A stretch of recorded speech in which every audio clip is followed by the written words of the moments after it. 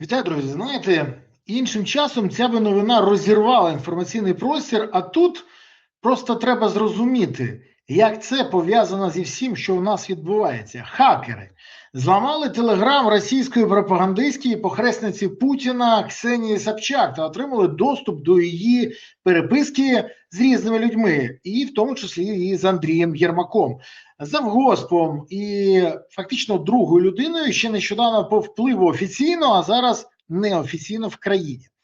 А ця переписка від березня 22-го року. Тоді, коли росіяни намагалися захопити Україну, Єрмак комунікував з похресницею Путіна. Не шукав варіанти, як рятувати Україну, а дуже мило спілкувався, жартував, називав Собчак розумною, казав, що вона зможе щось придумати і що в них багато спільних знайомих, а вся мода з Мілану. Ну, звісно. Схоже, між тим, як він їв мівіну і ховався з гранатометом за там десь колонною в офісі президента, знаходив час і на спілкування Собчак. Звісно, він скаже, що це все неправда, це не він, або не з нею, або ще щось, але цікаво, як вона скаржилась йому на труднощі роботи після початку війни, а він її розумів. Дуже цікаво, правда? Дружні стосунки і комунікації з похресницею Путіна. Як ви вважаєте, це нормально для завгоспа і правої руки Зеленського чи ні? Цікаво також, а з Патрушевим він так само комунікував, а в Омані стає все більше запитань з цієї історії. Але вона пояснює і те, що відбувається зараз в країні. І санкції на мене, і чому суд відмовив у скасуванні санкцій на Порошенка. Верховний суд України так і не зміг пояснити, так на якій підставі. Чи здивований я взагалі, що Верховний суд відмовив Петру Порошенку задоволений позову про скасування санкцій? В жодному разі. Ба більше, коли в лютому 25-го року ці санкції були запроваджені, я тоді написав. І, до речі, зняв і блог, його можете тут знайти, що політичне переслідування в Україні перейшло на новий рівень цинізму, і сподіватися можна тепер лише на ЄСПЛ, бо суди в Україні майже повністю під контролем влади, а телефонне право вирішує все. Тоді, коли я це писав, то ще не знав, що теж отримую санкції від Вови, якого бісять запитання про те, хто такий Вова, для якого будують дім в династії, але досі він не може відповісти на це питання. Зараз ми всі бачимо, що Вові сподобалося порушувати закон та створювати проблеми своїм політичним опонентам та критикам влади, які вказують на корупцію, правове свавілля, порушення законів, кумовство і багато чого ще. Його дратує це, і тому він атакує цих людей санкціями. Порошенко, Богдан, Береза. Саме політичне рішення з принципу «ви мене бісите, тому тримайте санкції». Ну, ви ж розумієте, що цей список буде продовжений. Ви ж розумієте, що незабаром в цьому списку з'являться нові політичні опоненти або критики Зеленського. Тому що Вові вже нема чого втрачати. Він порушив стільки законів і вже так багато разів порушив Конституцію, що розуміє, що буде відповідати. І розуміє, відповідальність буде, та в неї вже є невідворотність. А невідворотність відповідальності настане у разі втрати влади. Тому Вова, я гарантую, це піде шляхом Януковича. За владу буде чіпатися до останнього. І я думаю, що нам буде, на жаль, що згадати, як він йшов з влади. Бо йти він буде з кров'ю на руках. Я це розумію, дивлячись на те, що він коїть зараз. Він іде шляхом Януковича і так просто від влади не відмовиться. Як би хто не ставився до Порошенка, тому що хтось його любить, хтось його ненавидить, все це неважливо.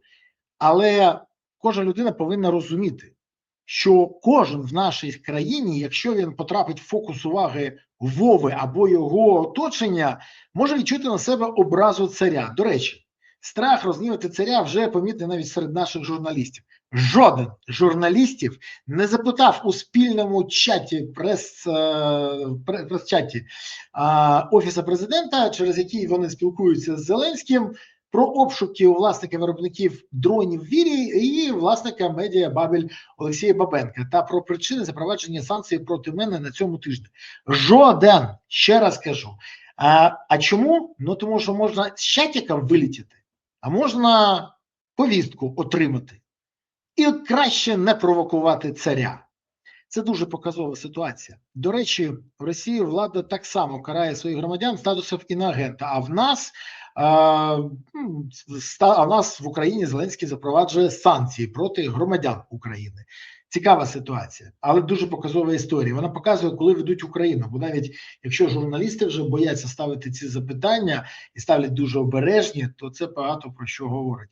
І не про хороше. Я добре розумію, що суд в Україні діятиме так само і в моїй справі, як в справі Порошенка. Та не вірю в те, що Зеленський визнає помилку і сам скасує санкції, попри те, що на це вказали зараз і в резолюції Європарламенту. До речі, а це буде ставити ще і під загрозу. Він своїми діями ставить під загрозу євроінтеграційний шлях України. І так само це вказали правозахисники України, які в своїй об'єднаній заяві вказали на те, що ці дії неконституційні, вони порушують закон і більше того, вимагають скасування санкцій. Але вимагають скасування санкцій на підставі того, що вони незаконні. Для Вови це байдуже. Скільки разів він вже порушував Конституцію і інші закони України. Тому санкції будуть скасовані на підставі, скоріш за все, саме рішення ЄСПЛ або через втрату влади Зеленським. І тоді почнеться новий етап. Але для нього ще треба дійти. А поки фіксуємо, на що остаточно перетворилася Україна при Вові. В тому Вові, який не може відповісти на запитання про династію і з якого під час війни його друзі та бізнес-партнери відправляють двушечки на Москву, отримують підозри в корупції і тікають з країни. Але так буде не завжди. Хоча відповідь на запитання, поки я її не отримую, про те, так хто такий Вова, для якого будують дім в династії, яка будується, дім в династії, який будується біля дому Андрія, Міндіча і Чернишова, і який на зауваження НАБУ побудований на 72% за корупційну готівку. До речі, мені теж хочеться дізнатися від нашого президента, щоб він і це пояснив. Дуже ж цікаво. Так от, поки я не отримую відповідь, я буду ставити це запитання. Мене вже почали попереджати, що Вова думав, що санкції закриють мені рота. Ні, не закриють. Більше того, я впевнений, що питання корупції і санкцій буде тепер частіше підійматися в Європі, бо інакше Вова, який відчуває себе Путіним на мінімалках, остаточно втратить зв'язок з реальністю і буде намагатися перетворити Україну в те, чим вона бути не хоче. На таку аналог Малоросії. До речі, ви ж пам'ятаєте це? Яка різниця? Тож, уважно слідкуємо за тим, що відбувається, і не мовчимо. Бо коли права рука Зеленського товаришує з похресницею Путіна, то варто чекати аналогів реалізації путінізму в Україні, але у виконанні Зеленського. Напишіть в коментарях, чи розумієте ви, чи ні. Дякую, що подивилися, дякую, що поставили вподобайки, підписалися, поширили відео і дійсно прокоментували. Окрема подяка за те, що ви все це зробили з самого початку, і що зараз зробили і поставили вподобайку, так само дякую. Не забувайте ще і коментувати, пишучи, звідки ви дивитесь. Це теж важливо. Дякую вам. Але головне підтримувати Збройні Сили України. Донатити на ЗСУ, допомагати ЗСУ, підтримувати ЗСУ. І тоді справді у України буде гідне майбутнє, і все буде Україна. Дякую вам. Па-па.